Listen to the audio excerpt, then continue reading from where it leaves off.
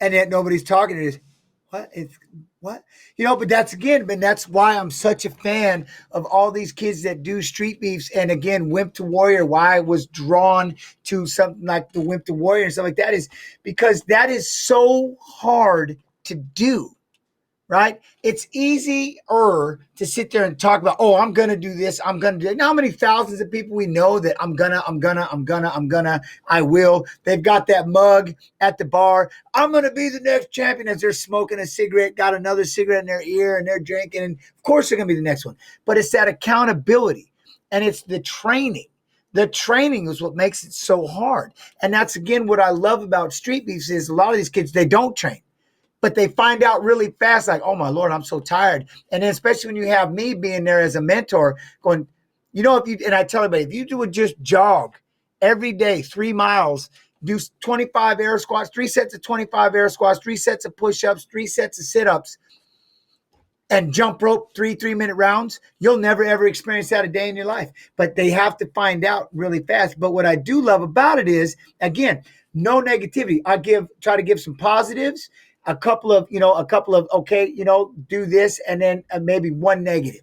I'm saying like, okay, but you need to work on this. But most time, what you did, getting in there in front of people, period. That is the hardest thing to do because of that accountability. So my hat's off to everybody that does do it. And that's why I'm a fan, because that part is so hard. I know people that have trained and won't come out of the locker room. Or, or the week of the fight, they just don't show up. All of a sudden, people are pulling out. They've got injuries, especially back in the day when the sport wasn't that big. You never knew, because a lot of people still had full-time jobs. And then they were still showing up to do the fight. You go look at these, like the mid-level and the smaller level shows, people pull out left and right because what happens is this. They're gangster with the idea until about a week up when they realize this is about to really happen. And there's going to be cameras. And he's actually been in training. I heard, oh my goodness, especially with social media, and the other guys got videos, and and they're like, well, I wasn't training that. Okay, you know what? I think, oh my God, I know I'm sick.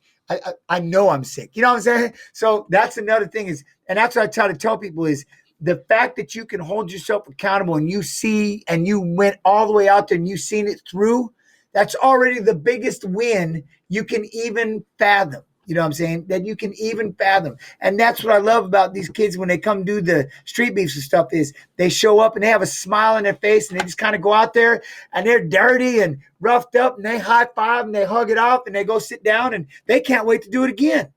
It's like, we need to have this. This needs to be everywhere. People need to understand this stuff, that there's a lot of fun in this. You know what I'm saying? When it's a game, it's a legitimate game. And when you have a referee, and because it's exhibition, same thing with like Wimp to Warrior, there's no reason for somebody to take a quote unquote beating because it's just an exhibition. Hey, you learn and come back. Obviously, when you're fighting for money and you're at that pro level, there's a belt on the line or something. Yeah, you better choke me completely unconscious, or at least hit me so hard I'm half dead, because otherwise, don't you dare stop this thing.